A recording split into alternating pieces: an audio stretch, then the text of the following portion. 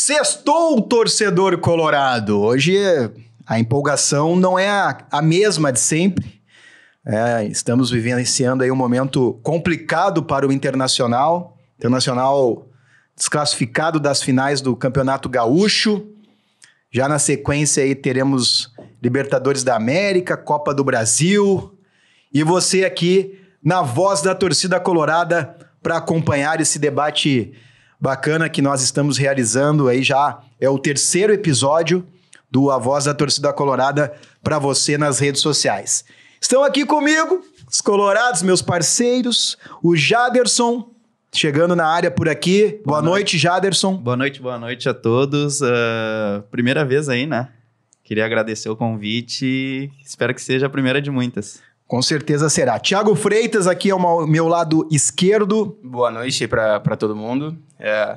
Nem tanta alegria quanto no programa anterior, né? Aquela euforia. Nossa, estava tudo louco. Mas com certeza hoje a gente tem bastante assunto para tratar. E um restante temporada inteira para ver se sai alguma coisa boa aí, né, Marcinho? Tá difícil. Estamos na fé. E o Felipe Assunção por aqui com essa bela camisa. Olha, gostei dessa camisa retrô do Colorado. Isso aí é 79? Não, isso aqui é 1980. 80, da Libertadores de 80. De 80, que foi uma fatalidade nós não ter ganhos, né? Seria um prêmio pro Falcão, né? Seria, antes de ir pra Roma. E tu esqueceu, porque eu já vim com ela no programa. Tu já veio com ela? Tu esqueceu. Eu tô ruim, então tem que tomar uns remedinhos. Tá tendo umas falhas aos 45, nem o Inter. Assim. E o Inter... Aliás, isso é algo que nós temos que conversar muito aqui sobre essa questão dos minutos finais dos jogos, tanto no primeiro tempo quanto no segundo tempo, onde o Inter sempre parece que dá uma pane em todo mundo. Será que aos 40 minutos não tem ninguém do banco para gritar: gente, falta 5 para acabar, atenção total? Será que não tem ninguém para fazer isso, para alertar os jogadores?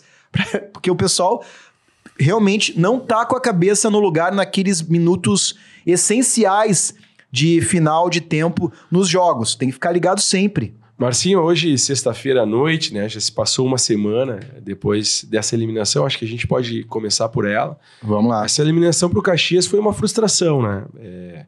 A gente esperava ir para a final, como o Thiago falou aqui no outro programa, a gente previa e tinha perspectivas sobre Grenal, falando sobre Grenal. Mas eu também não quero ir muito ao céu nem ao inferno, né? Sem terra arrasada. E ultimamente no Inter, mas a torcida tem que cobrar. Não tem como não cobrar. Mas ultimamente no Internacional é o 8 e 80. E a gente tem que dosar. E eu queria iniciar e deixar em aberto a nossa pauta para a seguinte questão. Por incrível que pareça, né? No mês 3 já do ano, para mim, Inter e Caxias foi a melhor partida que o Internacional fez no ano. O Internacional, para mim, resgatou o futebol do Campeonato Brasileiro, mas infelizmente não passou. A bola não entrou, né? A bola não entrou, e aí passam. Aí não é a bola não entrou por acaso, né? Exato. A bola não entrou por diversas circunstâncias, e eu quero iniciar e abrir o debate. Primeiro que a gente demorou para acordar no Campeonato Gaúcho, né? A gente acordou, quando a gente fala que jogou a primeira partida, né? Numa semifinais, nós demoramos para acordar no campeonato. Se bem que o Mano justificou que no campeonato ele faria experiências, e as experiências foram decorrência de a gente chegar um pouco atrasado no devido ritmo e no nível de competitividade que nos daria a final e daqui a pouquinho disputar esses 2 Grenais. Mas a gente tem que avaliar o outro lado. O outro lado é que eu acho que ficou para o grupo, e eu senti isso no pós-jogo, principalmente no Pedro Henrique, que para mim hoje tem uma simbologia de entrega, né? Para mim não é um jogador de extrema qualidade, não é aquele excelência, mas é um jogador que representa muito hoje o que se necessita no futebol. E ele estava muito triste e disse que o grupo está muito ciente daquela eliminação. E eu já tinha escutado uma entrevista do Wanderson anteriormente, né, no canal do Duda Garbi, até que eu trouxe aqui na última voz do programa, que o Wanderson disse que é o melhor grupo que ele pegou para trabalhar. Então, pegando esses dados, e eu ainda acredito no Mano Menezes, eu acredito falam muito o que nele quiserem, também. Eu sou Mano Menezes Futebol Clube. O Mano mexeu errado. O Mano poderia ter feito isso, aquilo. O treinador vai errar ali, colar. O Abel errou, né? Um grande treinador nosso. Outros treinadores também erraram. Treinadores erram, né? Lá do outro lado também tem um treinador que tem estátua, erra. é do jogo errar e acertar. Mas queria concluir da minha parte do Caxias, eu acho que fica uma boa lição. A boa lição é do Inter resgatar aquele ímpeto que lhe trouxe o vice-campeonato, que é pouco para nós. Não, e tu sabe que tem só dar uma pílula final. O que tem de errado nesse momento, e aí a culpa é da direção, que eu elogiei aqui pela contenção de despesas e enxugamento do grupo de jogadores, e outra falácia, que esse grupo é perdedor, que esse grupo é perdedor. O grupo deixa de ser perdedor depois que ganha. Então, o único erro que eu vejo nesse estágio é que a diretoria não poderia reforçar o time no mês 6 do ano. Exato. O time deveria ser reforçado agora no início. Então, iniciando, passando a bola para vocês, eu acho que o que se tira dessa eliminação, eu acho que é isso. Tem um pouco de frustração? Tem, óbvio que sim. Tu não pode ser eliminado por um Caxias que não tem nem 20%, 10% de orçamento. Mas a gente tem que avaliar o que aconteceu, né? E avaliar o que pode acontecer. É verdade, mas tem um ponto aí sobre esse jogo que me surpreendeu muito olhando lá no campo, que foi que quando o Inter quando tivemos a expulsão lá do Depena, eu pensei, agora sim, agora a gente realmente vai entregar os tacos. E não. Melhorou, parece. Parece que o time permaneceu atacando, permaneceu criando oportunidades. Tá? E aí caiu por terra aquela tese que estava todo mundo falando sobre a questão física. Caiu por tese naquele momento ali. Exato, agora eu vou entrar de novo, mas caiu por terra essa questão, que é uma questão falada e já estamos nos mês 3, só que não é isso. Por que toma o gol aos 50 minutos do segundo tempo? É mais desatenção do que físico, né? Nós jogamos bola junto, tu sabe o que eu tô falando, e agora eu vou te dar um exemplo. Flávio de Oliveira era preparador físico, um preparador físico que veio de Ceará para o Inter, tinha já sido preparador físico do Corinthians, e ele não era só um preparador físico para quem acompanha o dia a dia do Internacional, ele era um motivador. Paulo Paixão. Motivador da corda esticada, seu Thiago, aquele que grita dentro do campo, muitas vezes faz a diferença na bola final. Então, tudo isso tem um pouco de atmosfera. E é justamente isso aí que no início a gente comentou aqui, que realmente está faltando ao Internacional alguém do banco, alguém de dentro do campo para se atentar a essas questões. Até porque também aí é uma situação fisiológica do nosso corpo, a gente sabendo que tá 40 minutos do primeiro tempo, 40 do segundo, obviamente que a oxigenação no teu cérebro já não é a mesma, né? Já houve um desgaste maior. Eu ia comentar até do jogo. Depois o Jair... desculpa aí. Pra mim, o jogo contra o Caxias, o primeiro tempo foi o melhor período de atuação do Inter dentro do campeonato, né? Se a gente pegar a primeira fase, a gente falou lá no último programa que o campeonato mesmo começaria a partir da semifinal. A fase de grupos é onde tu vai testar, né? E para mim foi um primeiro tempo muito bom. Acho que se não tivesse tomado aquele gol nos últimos minutos, tenderia a voltar ao segundo tempo mais administrado. Mas aí tu toma um gol daquele jeito, né? Uma roubada de bola e o cara faz o que quer, gira o campo, enfim. Várias falhas defensivas. Várias falhas. E aí tu volta pro segundo tempo com tudo igual de novo, né? E aí eu acho que o histórico talvez possa pesar, mas o que mais, assim, particularmente me incomodou, e a gente falou um pouco isso antes do programa começar, a fase de grupos do Inter, na minha visão, ela não foi utilizada como realmente deveria ter sido utilizada, né? O próprio Mano falou que a pré-temporada foi diferente, foi mais longa, teve Natal, Ano Novo pelo meio, né? Mas eu vinha falando contigo, Marcinho, poxa, nós temos alguns atletas ali que na fase de grupos não pegavam nem banco de reservas e chegou numa decisão ali, numa semifinal, o atleta vira a opção do treinador, né? Mas especificamente, vamos falar, não vou atribuir a culpa, mas o Estevão entrou num momento ali. Quantos jogos o Estevão jogou durante a fase de grupos? Poxa, para um menino, o gauchão é a opção que ele tem, né? A gente tem agora a Copa do Brasil, tem Libertadores, são jogos mais cascudos. Tu acha que Lucas Ramos e Estevão vão entrar com uma frequência que poderiam ter rodado num gauchão? No gauchão. Então, assim, é minha única dor quanto a isso, né? Vai ser um pouco difícil agora desses atletas conseguirem jogar, na minha percepção. E uma outra coisa, assim, eu falei no último programa aqui, que eu gostava muito do grupo pelas virtudes e pela polivalência, né? Tu tinha jogadores que poderiam jogar em todas as formas. E aí uma coisa que eu fiquei me remoendo, assim, poxa, logicamente, exceção de Flamengo, de Palmeiras, talvez o Atlético Mineiro. Qual treinador não queria ter Wanderson, Pedro Henrique, Luiz Adriano, Nossa. Alan Patrick, Maurício, Depena? Nós temos. Mas eu acho que a gente não está conseguindo saber montar essas peças ali dentro, né? Talvez por não ter um cara que resguarde ali no meio campo. Mas, cara, é muita qualidade. O Gabriel não faz falta, o Gabriel. É muita qualidade. E assim, de novo, né? A gente praticamente não viu ser testado uma possibilidade ali com Pedro Henrique, Wanderson e um camisa 9. E talvez um Alan Patrick. Eu sei que Alan Patrick e Maurício não marcam como deveriam marcar no meio campo. Mas eu acho que o gauchão, de certa forma, passou ali, foram 12, 13 jogos, e muita coisa que poderia ter sido testada não foi. É verdade. E aí agora a minha preocupação é essa. Não tem mais continuidade nos testes, né? Aí, pegando um gancho do que tu tá colocando, exatamente isso. O que tu falou agora não foge do que o Inter apresentou o ano passado. E os testes foram feitos para, se a gente tivesse algo diferente e ver que não se tem. Eu falei aqui também num dos programas que eu acho o Gabriel insuficiente para ser o nosso titular.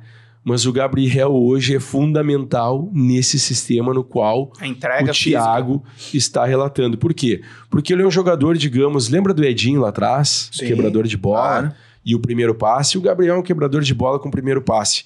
Eu nunca me esqueço daquele time do Inter, do Tite, não de 2009, de 2008, que jogava, na realidade, com 4 zagueiros. 3 volantes. Tá? E jogava com 5 no meio-campo. Eu só vou recordar os 5 do meio-campo rapidinho, para voltar o que o Mano Menezes fez no Cruzeiro quando foi bicampeão da Copa do Brasil. Era Edinho de primeiro volante. Magrão, Guina Azul, D'Alessandro e Alex. Nós só tínhamos um atacante que se chamava Nilmar. Claro, era muita qualidade. Mas então assim, Thiago, pegando esse gancho, eu acho que muitas vezes no futebol não se tem que inventar. O futebol é muitas vezes o feijão com arroz mesmo. E aí tu tem que trabalhar mesmo a intensidade, o entorno, né, o ambiente. Eu acho que a espinha dorsal está prontíssima. Ela só precisa ser azeitada e qualificada para momentos de maior dificuldade. E aí volta a crítica. Tu não pode reforçar o teu time no mês 6. Né? Então, assim, como tu não tem algumas peças que foram fundamentais no ano passado, que nos levaram ao vice-campeonato, que foi, aliás, a maior pontuação do Inter na história dos pontos corridos, é que o Palmeiras estava muito bem, fora da curva. Então, Thiago, pegando esse gancho, eu acho que a gente hoje tem um time. E esse time, se tiver o Gabriel, ele tá escalado. Mas se tu parar pra pensar... Toca a ficha aí, Jaderson. Se tu parar pra pensar, desde o primeiro dia que a diretoria assumiu o clube, ela sempre impôs que ia preservar o recurso financeiro, né? Então, ela sempre vai... desde o momento que ela...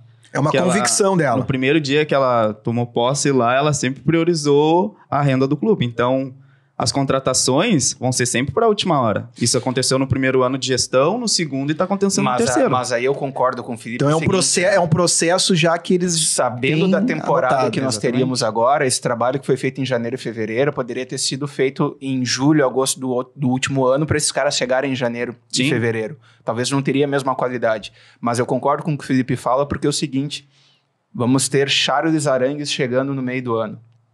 Cara, daqui a pouco Charles Arangues pode chegar com o Inter eliminado numa Copa do Brasil e Libertadores. Vou bater na madeira para isso não acontecer, mas numa fase ali, se cair na Libertadores, aí, meu Deus do céu, vai ter vidraceiro rico de novo, provavelmente, porque é um desastre. E eu digo, do tamanho do Inter perante aos outros times do grupo, não pode ficar de fora de umas oitavas de final de Libertadores. Né? A última data na fase de grupos da Libertadores é 28 de junho. Eu queria voltar no Jaderson aqui. Jaderson, só repete o que tu colocou a respeito do conceito, que eu quero voltar no que tu disse sobre a direção, na questão da contenção ali, enfim. É que a direção se elegeu priorizando a austeridade financeira, que nem eles falam, né? Então, como é que o clube vai, no início da janela, tentar... como é que se diz, arrecadar jogadores de alta qualidade, sendo que eles estão priorizando o balanço financeiro do clube, entendeu?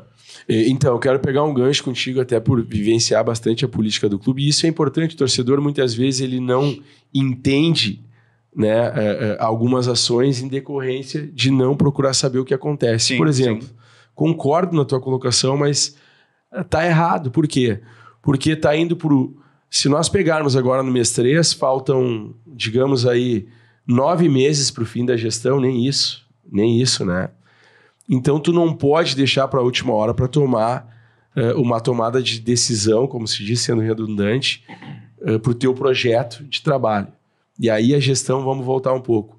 Eu acho que ela fez bem no momento que em 2 anos ela diminuiu o déficit. A média de déficit do Internacional de 2012 até o presente momento, até os últimos 2 anos, era no mínimo 60 milhões de reais por mês. Varia, 24, chegou a 90, teve 64. Então, o mínimo que um dirigente com cautela poderia fazer depois de assistir uma década de déficit era diminuir o déficit, ponto 1. Isso é uma questão orçamentária. Conseguiram. Agora, baixou para quanto agora, mais ou menos? Não, o último não foi 2 milhões. 2 milhões, isso, baixou zerou, muito. né? Digamos, né? E aí o que aconteceu? O que tem que se ter é planejamento. O Inter planejou na sua rúbrica no projetado de 2022 que teria que vender 90 a 120 milhões de jogador. Isso que se tem que trabalhar. Quando tu projeta isso, tu sabe quando tu pode contratar. Então, essa questão não se justifica no meu ponto de vista. Por isso que nós estamos aqui debatendo. Por quê? Porque independente de ter contenção de despesa, a direção sabe quanto que ela pode gastar. Então, ela pode gastar no mês 1, não no mês 6. E aí ela tem que ter um pouco de criatividade e entender os anseios que o clube tem para chegar nos seus resultados. Então, o que acontece? Entra ano, sai ano. O Esporte Clube Internacional, nesse ano de 2023, atinge seu maior faturamento da história. Nós vamos para os 540 milhões de faturamento. Ah, mas nós pagamos só de banco 4 milhões por mês. Ok, isso é decorrente da história do Inter nos últimos anos, mas isso nós nunca deixamos de contratar. O que nós estamos falando aqui, independente da qualidade ou não qualidade, tu não pode trazer para o teu trabalho, para a constituição de um trabalho no mês 6 do ano. Tu constitui o trabalho, o projeto e o planejado no mês 1 do ano. Então esse é o grande erro da direção. Será que a direção não projeta um aumento no orçamento, não no orçamento, na arrecadação do clube para o meio do ano? Por isso que ele faz esse... É porque tu tem bilheteria de Copa do Brasil e Libertadores. Mas aí acaba o ano da gestão. Pois é. Eu tô só colocando questionamentos. Nós estamos aqui como torcedor. Como gestor se portaria de uma outra forma, mas como torcedor, e principalmente quem está na gestão, e está indo para o seu 3º ano, que aliás, aumentaram para 3 anos, que aliás tem que se refletir que desde que instituíram o tal do Conselho de Gestão, que para mim é uma falácia, é uma junta presidencialista, o Internacional não ganhou mais nada. Isso é outra coisa que tem que se rever. Então, o que acontece? Para não entrar muito nessa seara, que só para o torcedor entender mesmo, o que tem que ser feito agora são ações para o Inter vencer. O Inter precisa vencer, porque a gestão já entregou tudo que ela podia entregar e agora ela tem que ser assertiva dentro do campo, algo que ela não foi por 15 meses. Ela só conseguiu ser assertiva dentro do campo a partir de abril de 2022 contra o Simone Menezes. E quando acertou, no meu ponto de vista, com um treinador cascudo, jogadores que ninguém conhecia. Sim. No qual o Thiago aí falou. Wanderson, Pedro Henrique, Depena, Vitão, Alemão, que deu certo ano passado. Gabriel. Entre outros. Né? O Gabriel até nós conhecíamos do Corinthians. Então, Marcinho, pegando o gancho da eliminação para a gente passar a régua nessa situação, a gente tem que entender o porquê ganha e porquê perde. E mesmo perdendo, o cara tá contente com isso. Não tô contente. Só que a gente tem muitos campeonatos aí de maior relevância e daqui a pouquinho, se nós fosse ganhar o Gauchão, ia se contentar com o título, porque não se ganhava um título desde 2016. Não. Eu prefiro abrir mão do Gauchão e ciscar numa Copa do Brasil, ciscar no Campeonato Brasileiro. Ciscar não, ganhar. Agora é hora de ganhar. Ciscar é chegar. Por quê, Marcinho? Só ganha quem Porque chega. em grupos, e aí eu não sei se é essa a próxima pauta, em grupos... Eu quero ver mais uma situação sobre o Caxias ainda. Em grupos de situação no qual está se apresentando para o Internacional, eu quero me apegar à história. O Mano Menezes é bom em mata-mata. Está na hora de mostrar. E para mim o Inter fez uma apresentação muito boa. Apresentação com intensidade. Eu acho que ainda falta mais porque é início. Então, se tem perspectiva, sim. Eu acho que não dá para fazer essa questão da apresentação se deu em questão da torcida também, porque foi o primeiro jogo que a torcida compareceu em alto nível. Não, e tava Mais de lindo. 35 mil. Aqueles A 10, 15... atmosfera A tava atmosfera incrível, né, maravilhosa. Aqueles 10, 15 primeiros minutos Falou ali. tudo, Jades. O Beira-Rio... Deu um sufoco no Caxias. O Beira-Rio parecia um cemitério, até o jogo Exatamente. com o Caxias. Sim. A direção alugou lá os instrumentos. Tem aquela aqui, ó, mensagens aqui, ó. no início. Mensagens aqui, vou entrar na interatividade aqui do nosso YouTube, no Facebook aqui. Até o meu pai tá mandando, porque tá assistindo, pai tem que assistir, né? Pelo menos a família. Momento de reflexão e superação dos erros e oportunidades perdidas. Eu acho que ele tá indo de encontro ao que a gente tá falando. Chances criadas e desperdiçadas nos derrotaram. Eu acho que o Mano também, eu acho que foi lúcido. O pessoal também pega no pé. O Mano, pra mim, fez uma leitura muito lúcida. Nós deixamos de matar o jogo e fizemos uma boa apresentação. Eu não vi, assim, erros cruciais que nos fizéssemos ser menos que o Caxias. Não, também o Inter foi superior ao Caxias na partida. A partida em si, se a gente for olhar, cara, o Wanderson acerta um chute no segundo tempo ali que não tem entrado, foi um pecado. Aliás, o Inter, como o Inter chutou de fora da área nesse jogo, Chutou muito mais. O goleiro do Caxias trabalhou muito. Logicamente, a gente, por atacar, também era atacado. Não vou falar que não. A gente tomou uma bola na trave aos 45 do segundo tempo. Poderia ter matado ali o jogo, né? Mas, de novo, o Inter fez uma boa atuação. Não foi suficiente, não. Talvez porque lá em Caxias também não conseguiu jogar. Lá em Caxias eu acho que foi inferior. Foi muito mal. Foi inferior ao Caxias. Né? Enxergando, o Caxias dominou a gente completamente. A gente fez um gol no início do jogo e parece que parou, que deu uma reduzida. Mas, de novo, que sirvam de lições aí, sirva de lição esses erros e acertos que nós tivemos, acima de tudo, dentro do Campeonato Gaúcho.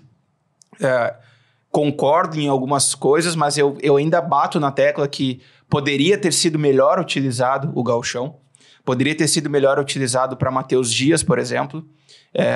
Matheus Dias não era cascudo o suficiente para começar um Grenal, começar uma partida como o Caxias, e foi cascudo para entrar no final do jogo e bater um pênalti daquele jeito. E bateu muito bem o pênalti. Bateu muito bem. Ao contrário do Estevão. Não vou falar, o Baralhas fez uma boa partida, tomou um drible infeliz na hora do gol. Tava muito longe, né? Ele ficou muito longe do jogador do Caxias. Mas, né? enfim, fez até uma boa atuação. Só que, cara, de novo, e o pessoal não falou que naquele lance do gol do Caxias ali, o mercado...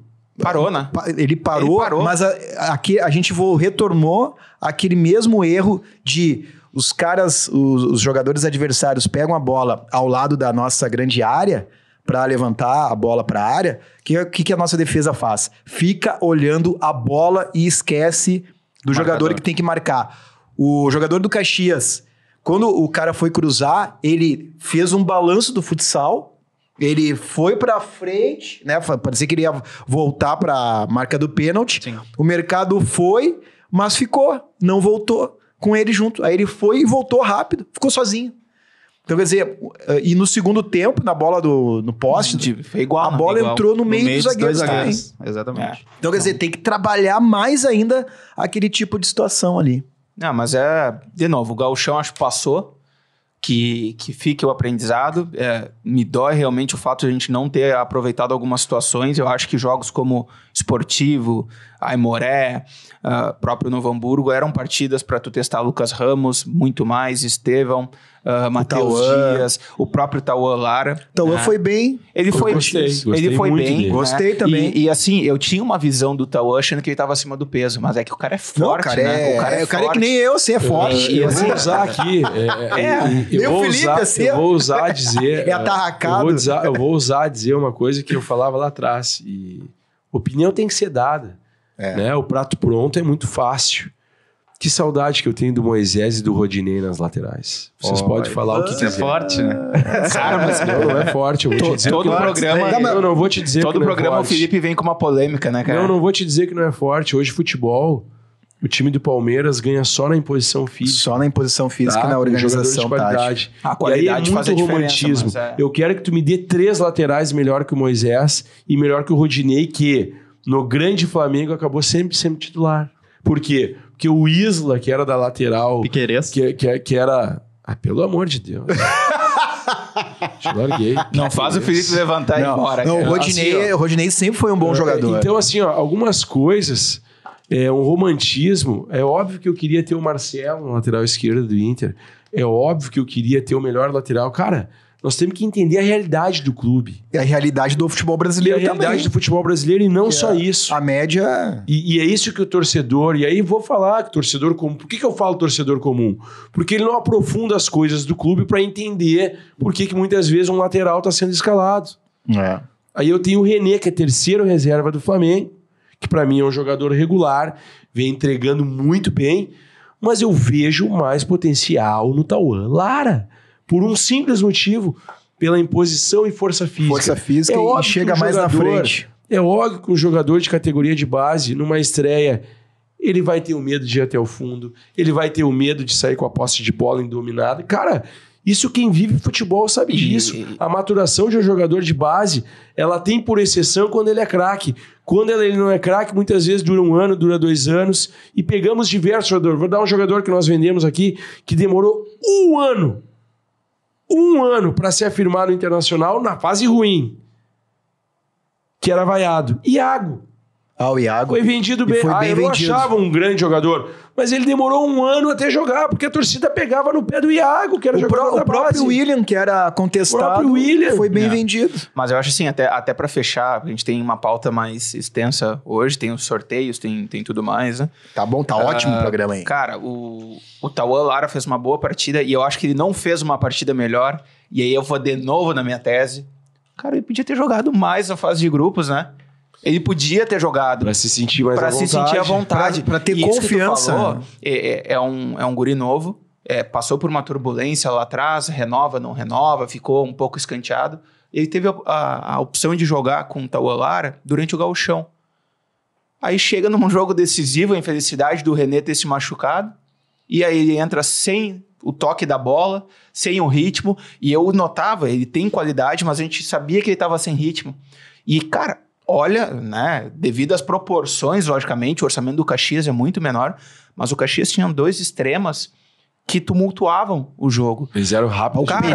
O canhoto Peninha joga muito. Eu comentava com meu cunhado ali no jogo, até o Maicon, a Ju estão nos assistindo, o camisa 7 do Caxias fazia um salseiro naquela nossa lateral ali, que tu olhava o Bustos e o Vitão, eles se olhavam e não sabiam o que fazer. O Bustos, eu tô de olho no Bustos. Mas aí, tô de olho no Bustos. Pegando a colocação que o Jaderson fez, e é do jogo, e se tu fizer uma enquete com 70% do torcedor colorado, ele não vai querer. Mas a gente tem que olhar para a história. Quando tu trabalha contra adversários, contra Palmeiras, contra Atlético Mineiro, contra Flamengo, tu tem que olhar com aquilo que tu pode competir. Se tu pegar a história do Internacional nos grandes títulos, nós tínhamos times bem conceituados de trás para frente. Quando o Thiago falou ali o nome de 4 jogadores, quem é que não queria ter aqueles 4 jogadores do meio para frente? Excelente.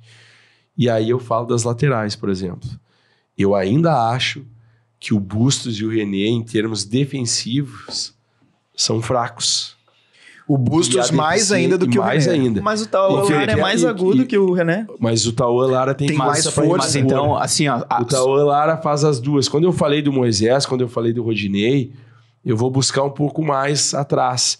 Eu falei de um Inter aqui de 2008 com 4 zagueiros. Exato. Jogava com Marcão, que era 4º zagueiro na lateral esquerda. Álvaro. E jogava até com Bolívar na lateral direita, que já tinha sido zagueiro. É isso que eu ia falar. Mas eu quero só pegar esse time fez na Bomboneira. Mas eu quero pegar isso porque essa é a história do Internacional. Quando a gente fala da voz da torcida colorada, não adianta o cara comentar o resultado. Por isso que eu falei aqui nos bastidores algumas questões da história do clube que a gente não pode abrir mão. E o clube sabe, e o clube tem que pegar... O clube é que nem empresa, né? Muitas vezes hoje, pelo faturamento que se tem, e toda empresa tem o seu credo, tem a sua cultura. E o Inter tem a sua cultura. Só que quem tem que tocar, que tem que ter o DNA do Inter. Para tocar a cultura do Inter, o cara não pode ser dirigente que foi sócio há 5, 6 anos atrás. Não. O cara tem que ter uma história de 20, 30 anos com o clube. Então, voltei um pouquinho atrás. Então, é nisso que eu quis dizer, Jaderson. A gente tem que montar o time, muitas vezes, de acordo com aquilo que a gente pode competir. E onde é que eu quero chegar? Um time, para mim, se começa de trás para frente. E aí a gente tem que olhar isso. Por isso que eu fiz a ressalva do Tauan Lara, vejo muita força física nele. Eu também. Falta confiança, como qualquer outro jogador. E por que eu acho que quando o Thiago fez ali, esboçou uma escalação, falta o Gabriel, que é outro jogador de contenção, Felipe, e de pura destruição. E o seguinte, né? E o Gabriel é um jogador dinâmico, ele se movimenta rápido. E outra, ele encarnou o anímico do clube, Exato. mesmo que ele não seja um grande jogador. Mas vamos assim, né? O Inter que calou a Bombonera.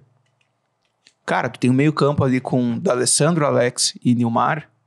É um meio campo que tu tem 3 jogadores que não voltam pra marcar. Tu precisa ter lá atrás um time coeso, fechado, jogando. E aí nós tínhamos 4 zagueiros que pau pegava lá atrás, não O tinha. Bolívar e o Índio ali. E tu tinha na frente Magrão e Edinho que eram... Também Dinazul, pegava também. que eram bandidos. O Magrão, que o pau pegava também. Magrão, eu né? adorava o Magrão. Na realidade, Só que hoje a gente tem... era um 4-4-3. É, um 4-3-3. 4-3-3 com 2 extremas Só que hoje, campistas. talvez se o Inter tivesse laterais que mais marcassem do que atacassem, nós estaremos numa situação muito parecida. Colocando o PH e o Wanderson. Só que a gente tem o Bustos, que tem uma qualidade de ataque muito grande, mas a gente sabe que na defesa ele não tem a mesma qualidade. Sabe, mas tem uma coisa, né? O Mário Fernandes, eu tenho a ideia que o Mário Fernandes foi contratado justamente para se criar essa opção Mas eu acho de jogar que nem com fica mais, né?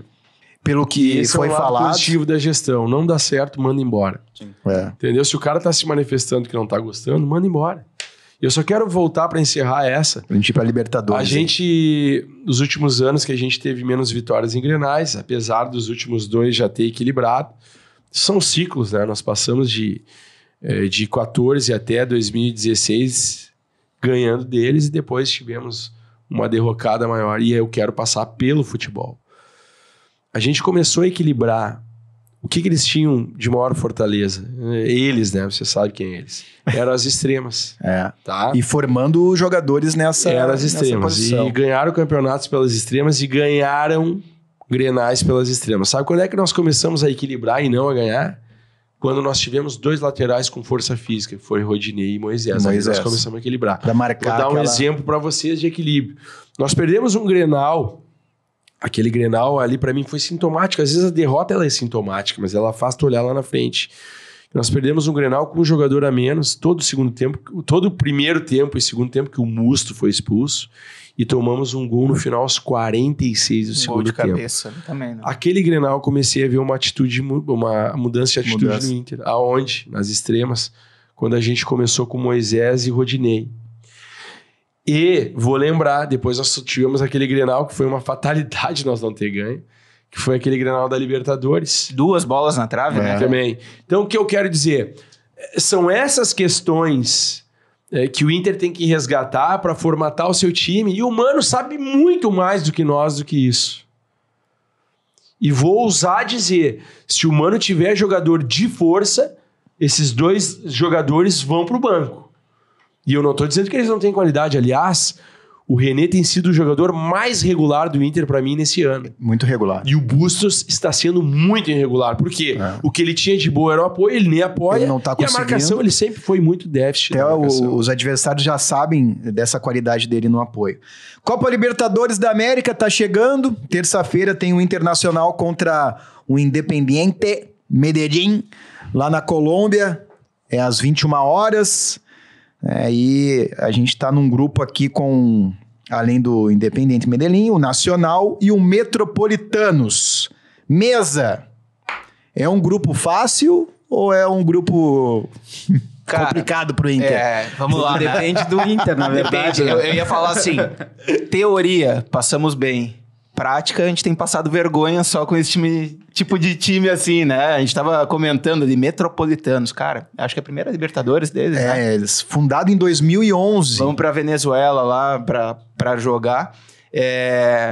Importante ganhar, né? A gente comentou ali todas as premiações e esse ano a Libertadores vai pagar pra caramba e a situação financeira do clube exige vitória, porque cada vitória esse ano vale $300 mil. Tem que jogar pra ganhar então, sempre. Aquela coisa assim, fui lá fora pra voltar com um empatezinho. Cara, se dá pra ganhar, tem que ganhar. Nem ganhar. $300 mil, Até cara. pra voltar a autoestima dos jogadores Não, também, né? E a Voltar torcida vir autoestima dos junto. jogadores, a torcida vir junto, mas reforçar o caixa.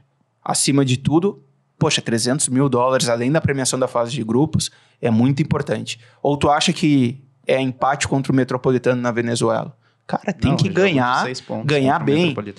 Até porque provavelmente a balização de quem vai se classificar em primeiro lugar nesse grupo é referente aos resultados contra o Metropolitanos.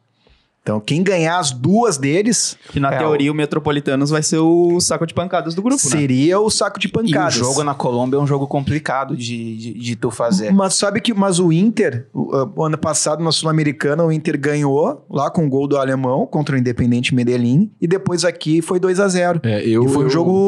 Foram jogos tranquilos. Exatamente nessa linha. Vamos lá, vamos ser realistas. E esse mimimi da torcida do Inter é que anda me incomodando. Nós temos que ter, em primeiro lugar, Libertadores e Copa do Brasil. A atmosfera é muito maior, como foi com o jogo de Caxias. Esse é o ponto 1. E isso quem tem que fazer a parte é a direção. Se a direção não mobilizar, o torcedor não vai. Por quê? Porque o torcedor está descontente há muito tempo com diversos aspectos.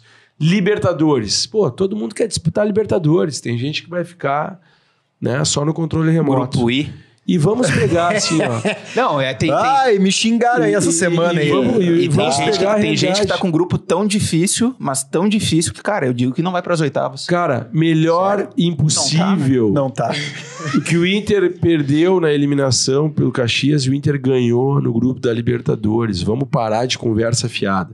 Nacional do Uruguai há muitos anos vem mal. Foi nosso adversário também nos últimos anos, sempre passamos e iremos passar, acredito.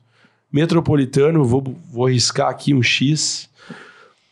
A única questão que é uma incógnita é o Independiente, eu vou dizer o porquê, não é o Independiente da Sul-Americana. É o futebol colombiano que é uma incógnita. O futebol colombiano é um futebol faceiro, um futebol muitas vezes alegre, que ele impõe futebol. E muita força física também. E tu não sabe muitas vezes o que vai acontecer, né? A gente já teve um histórico em Libertadores em 93 com os colombianos, quando se classificavam só 2 para Libertadores, né? O Campeonato Brasileiro era o campeão no e o grupo vice do América era de campeão Cali, do né? Campeonato Brasileiro e o da Copa do Brasil. O Flamengo foi campeão brasileiro no ano anterior e o Inter da Copa do Brasil. E nós pegamos o América de Cali e o Nacional de Medellín. O América de Cali tinha o Rincon. Era um bom time. Se não me engano, tinha o Valderrama. E o time Asprilla, do Asprilla não me lembro. Não me lembro agora. Então, assim, o que tá comparando isso? Não, fazendo uma associação que o futebol colombiano é uma interrogação. Então, nós temos que passar. E passar bem. Né? Passar bem. Passar bem, Thiago, é decorrente entrar os outros grupos. Nós já pegamos uma fase de grupos muito boa. Ultimamente, tanto na Sul-Americana quanto na Libertadores, os clubes brasileiros têm se complicado no geral.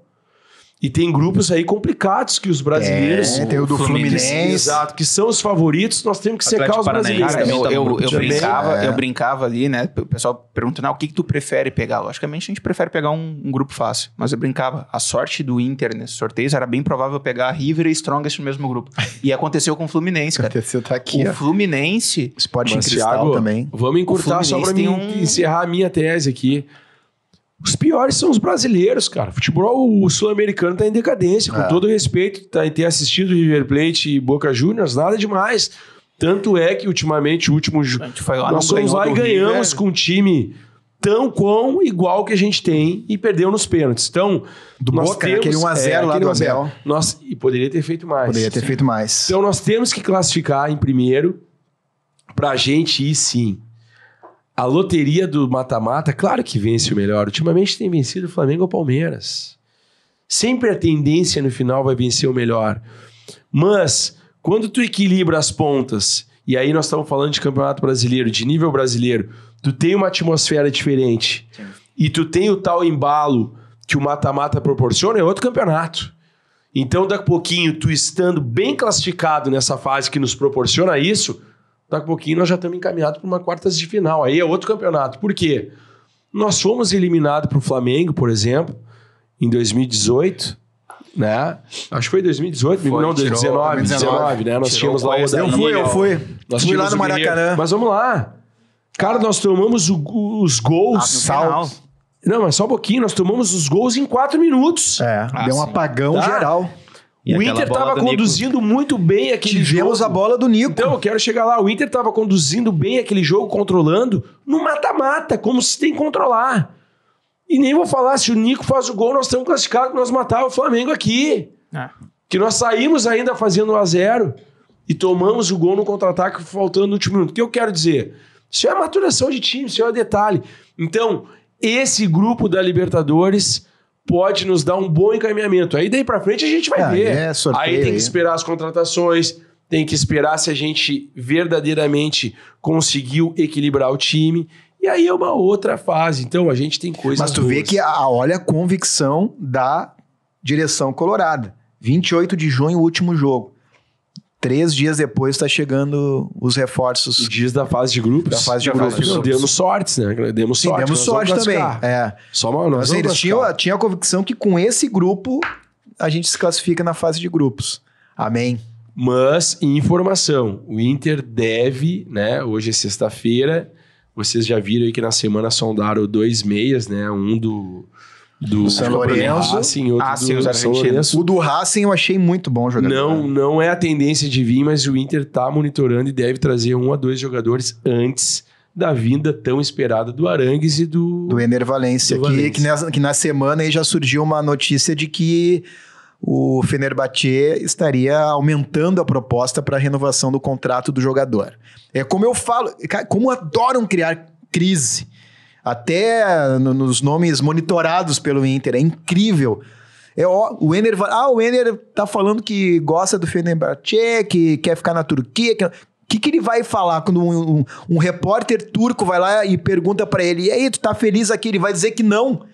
Botando gol todo jogo. Ele vai dizer que não tá feliz lá. 29 gols na temporada. Cara, isso aí me deixa assim, ó, enlouquecido às vezes, porque o pessoal parece que tenta criar uma atmosfera que, na verdade, a gente sabe muito bem que o atleta tem que ser sempre positivo com relação ao clube onde ele tá, né? E agora já surgiu essa questão do Mário Fernandes aí também. É óbvio, o Mário Fernandes viveu 15 anos lá na Rússia, devia jantar, já, tomar né? café, cidadão russo, foi pra seleção russa, fez gol em Copa do Mundo, tomou café com o presidente do CSK. Como é que ele não vai dizer que não? Quem sabe, hein, professor? Um dia eu possa voltar, eu tenho vontade também, ó. Mas não tá bem, né? Mas não tá bem. Aí entra a questão eu acho que entra futebol. a adaptação de novo do futebol e a questão do grupo também ali, que ele pegou início de temporada onde o grupo não estava ainda alinhado, né? Voltando ali para a questão do grupo da Libertadores. Né? Duas coisas assim, vou sair do campo e vou mais pro lado de fora, né? Cara, 3 jogos às 7 horas da noite, né? A direção vai ter hora do rush. A direção vai ter que atuar muito forte nessa fase de grupos para mobilização de torcida, porque a gente aqui em Porto Alegre sabe o quão difícil é tu 7 horas da noite colocar tanta gente. Acho que a última lembrança que eu tenho foi o Inter e Strongest, que a gente botou 42, 43 mil pessoas, né? E, enfim, não importa, a torcida tem que estar junto. A gente sabe que o resultado não está vindo, os resultados não estão vindo. A gente passou aí por momentos ruins, mas nos nossos grupos, e eu falo para o Felipe, a torcida pode ter a dor, mas a torcida não pode deixar de comparecer, não pode deixar de apoiar. A gente sabe que às vezes é complicado, porque, né? Mas a gente falou no último programa aqui, porque a gente enxerga dentro desse grupo um cara como o Pedro Henrique, que vai lá dar a cara a tapa no pós-jogo, e eu via, cara. O Wanderson também. O Pedro Henrique estava muito abalado no pós-jogo, eu acho que ele esperava, e tu começa a ver nessas entrevistas que tu tem gente lá dentro, a gente falou isso no último programa, que se identifica com o torcedor. Porque, cara, convenhamos, perder, ninguém gosta, é do jogo. O jogo tu ganha ou tu perde, empatar nesse tipo de mata-mata tu não vai ter. Mas me irritava muito tu perder, e aí é um cara pra dar entrevista e tu, pois é, né, não deu. Tá, mas vem cá, mas só que tem uma coisa que... Eu sei que são momentos diferentes, mas vocês lembram? Uma das maiores frustrações que eu tive, primeiro pelo título e segundo pela diferença de time, foi 2006. Sim. Nós perdemos um Campeonato Gaúcho com 2 empates, com um time 300 vezes melhor que o nosso adversário, que era o técnico Mano Menezes. Então, são situações e outra. Vamos lá, vamos ser coerentes com a realidade. A cabeça do jogador pro gauchão é uma. Vai entrar com outra, com outra concentração. Não desvalorizar. Você está desvalorizando porque foi eliminado? Não queria ser eliminado, óbvio que não. Mas a cabeça é diferente. Não deveríamos ser eliminados. Né? Só que tem uma situação também que deve ser falada aqui, das atitudes de alguns jogadores pós-jogo também. Tem que ter cabeça fria ali na hora para administrar a perda. A gente sabe da a provocação faz parte. Ninguém é Nutella aqui para não suportar uma provocaçãozinha de um atleta adversário. Agora, o que aconteceu no pós-jogo ali realmente não deveria ter acontecido. Ela deve ter. Ela deve ter. Teve um ali que deu rolinho. A corneta é sadia. Ou vocês acham... Foi pro boxe e deu rolinho. Se tivesse um Grenal e nós, porventura, fôssemos campeões lá dentro da arena, tu acha que o nosso elenco não iria? Mas óbvio, aconteceu. Eu ia dar volta olímpica. Eu cheguei a fazer aposta aqui com torcedores do co-irmão, dos Bananas de Pijama, que eu ia dar volta olímpica filmando aqui. Cara, o cara botou a mão... vieram pra cima de mim. O cara botou a mão no ouvido, provocou. Cara, mas quando o Inter lá, teve... Olha, sabe o que tu faz? Olha o tamanho, né? Tu vai lá, irmão, aqui não. Por favor, vai se lá retire, sai. Sai fora. Não, mas não, já assim, né, chegou o Marcinho, abanando o cara. Já deixando o Jaderson complementar ali, a gente percebe uma coisa aí que fica muito evidente, né? Momentos como esse, seja Melgar, seja Caxias, a gente vê que o jogador, ele reage mal à derrota. Mas isso é bom também. Não, mas é bom. Tem um lado bom, mas quando tu reage mal mostrando indignação, mas a tua indignação a tua indignação é mental. É mental. A tua indignação, ela vem, cara, eu tenho que fazer mais. Exato. Eu tenho que ganhar. Não eu tenho que treinar melhor, eu tenho que prestar... No que eu tenho que melhorar pra não acontecer mais isso? Estevam, o que eu tenho que melhorar? Cara, acabou já... o fisiologista disse que a minha perna vai estourar, porque não sei o quê. Cara... Não houve o erro. Vai pra uma quadra de society e vai chutar lá 20 vezes com a perna direita, tá? Simula a situação que tu viveu no jogo ali, naquele momento contra o Caxias. Aquela bola, chapa ela, bate primeira pra não dar tempo dos caras chegarem. Faz o gol, meu amigo. Vai pros braços da torcida. Treina isso, treina. Não é mau jogador, tá? Mas tem que se aprimorar o tempo todo. Tem que estar sempre... Olha o Cristiano Ronaldo. Ou ele é é um gênio da bola. Não, é um cara que se supera. Duas coisas assim, né? Aí eu vou finalizar essa parte, mas eu com a Ju lá, 8 anos do meu lado, o Felipe com o Léo lá junto. Cara, que papelão, né?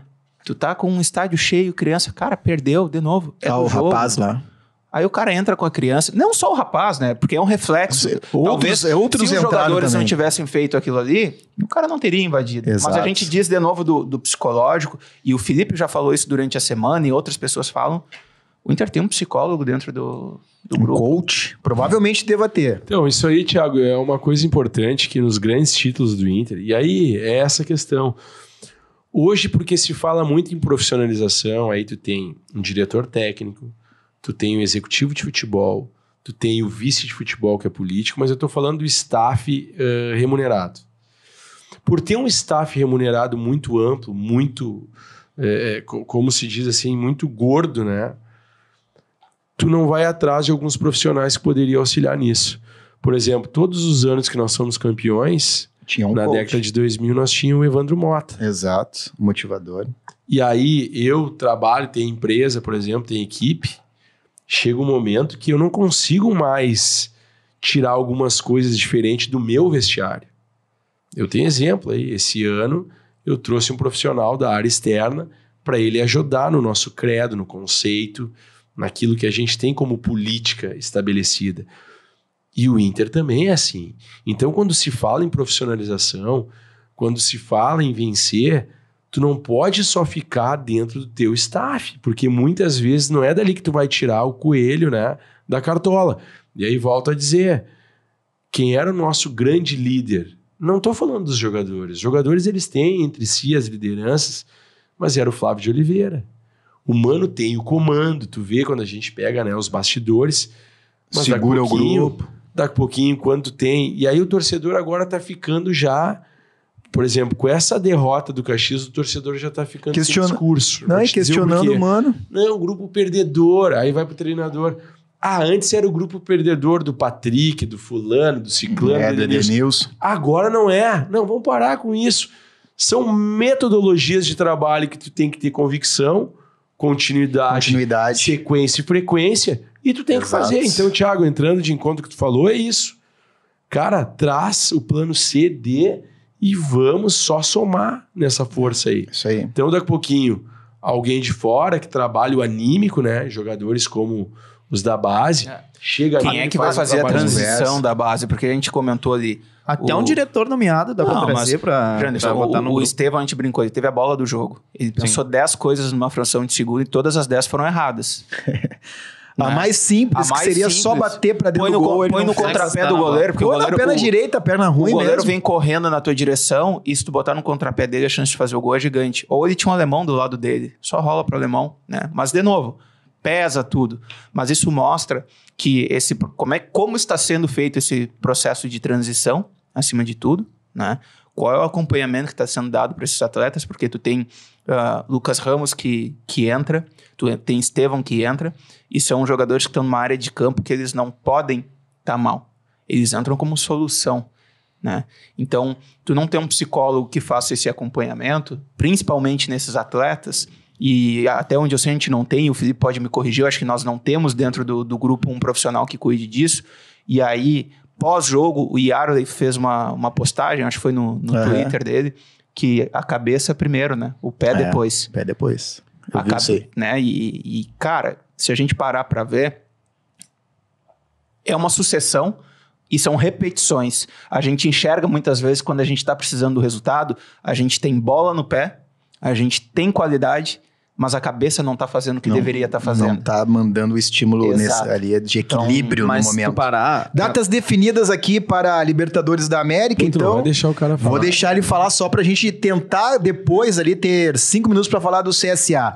Independente Medellín Internacional, dia 4 de abril, 21 horas. Depois o Inter contra o Metropolitanos, dia 18, 19 horas. Dia 3 de maio, 3 de maio, isso mesmo, 19 horas também Internacional e Nacional do Uruguai. Depois 25 de maio, 21 horas Metropolitanos e Internacional, 7 de junho, 19 horas Nacional e Inter, e no dia 28 encerrando aí a fase de grupos da Libertadores com Inter e Medellín às 19 horas. Eu vi bastante pessoas perguntando da transmissão dos jogos, né? E não vai ser nem canal aberto e nem Premiere, vai ser pelo Paramount, né? Exato. Vai ser um aplicativo que faz. É isso. Tem que baixar lá, não vou fazer propaganda dos caras agora. Copa do Brasil.